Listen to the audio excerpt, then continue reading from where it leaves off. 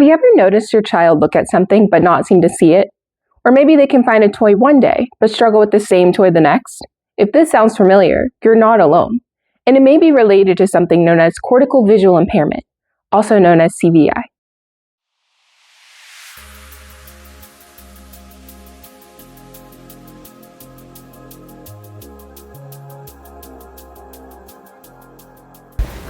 Welcome to our first episode of the series, Beyond the Eyes, Understanding CVI, where we will provide valuable information for parents, caregivers, and educators. In today's episode, we'll first define cortical visual impairment.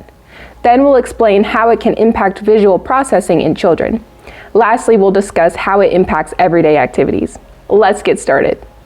Let's start with some foundational information. CVI is a visual condition based in the brain. Vision isn't just about eyesight, it's about interpretation. Your brain has to decide what something is, where it is, and how to interact with it. In CVI, those visual messages can get scrambled, delayed, or lost along the way. This means the eyes may be healthy, but the brain has difficulty making sense of what the eyes are actually seeing. It's important to take a second here to acknowledge the large number of children with CVI who may be nonverbal or have other comorbidities.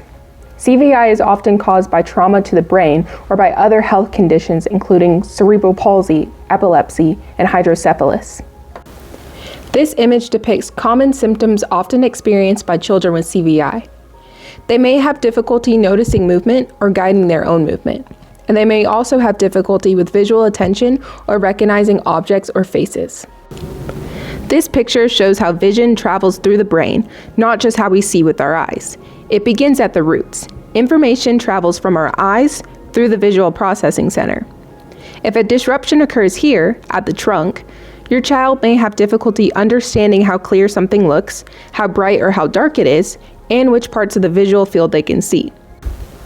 Up here, if a disruption occurs, your child may experience difficulty recognizing and making sense of things they see, like faces, objects, pictures, and written words. They may also have difficulty finding objects in a room, judging distance, and guiding movement, such as reaching for a toy or walking safely through a space. Looking back at this picture, we can see how some of these concerns may arise. Ultimately, like we stated before, the roots or the eyes may be healthy, but somewhere along the trunk or branches, a problem occurs. For children with CVI, their vision is often inconsistent, and it may change throughout their lifetime. Your child might recognize a favorite toy at home but not at school, struggle to locate objects in cluttered spaces, bump into furniture or objects, or need extra time to visually respond to what they are seeing.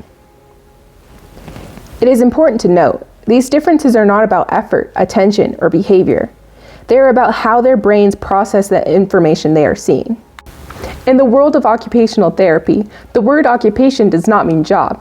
It refers to the meaningful activities we engage in each day, how we fill our time, what shapes our routines, and how we connect with others.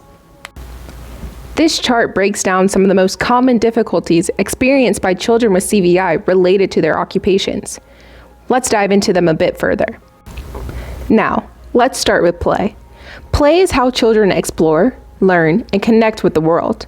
For a child with CVI, play may be difficult because they might have trouble finding toys in a busy or cluttered space, struggle to recognize toys unless they are familiar, easily distinguishable from their surroundings, or moving, or become overwhelmed by too many visual choices.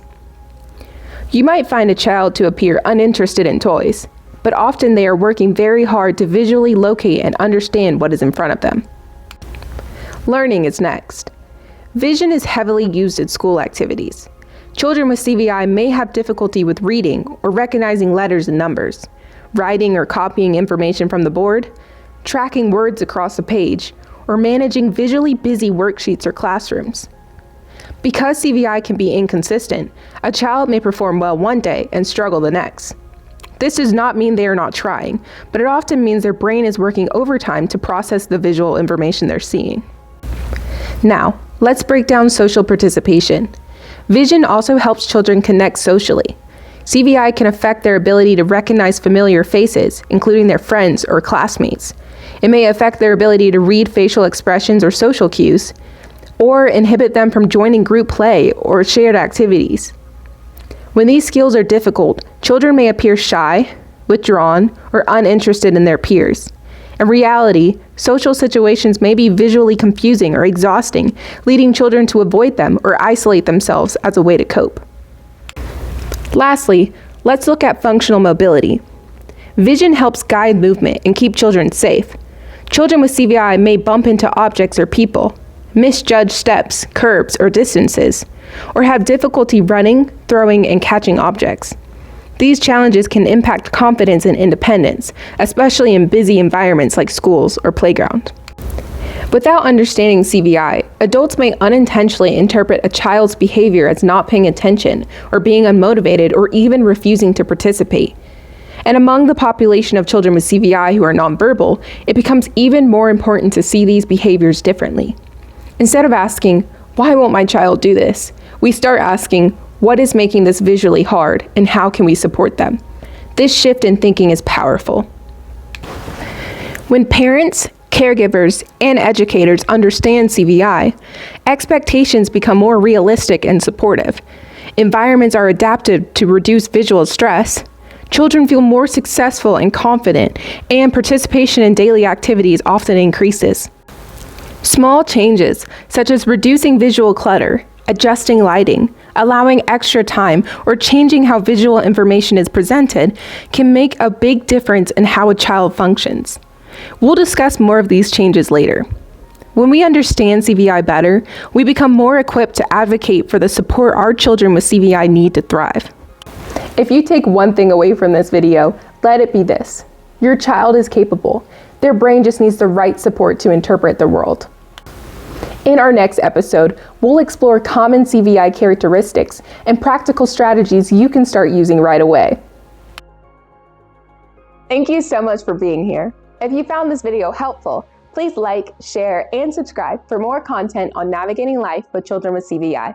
Together, we can make the world a more inclusive and supportive place where all children can thrive. See you in the next episode.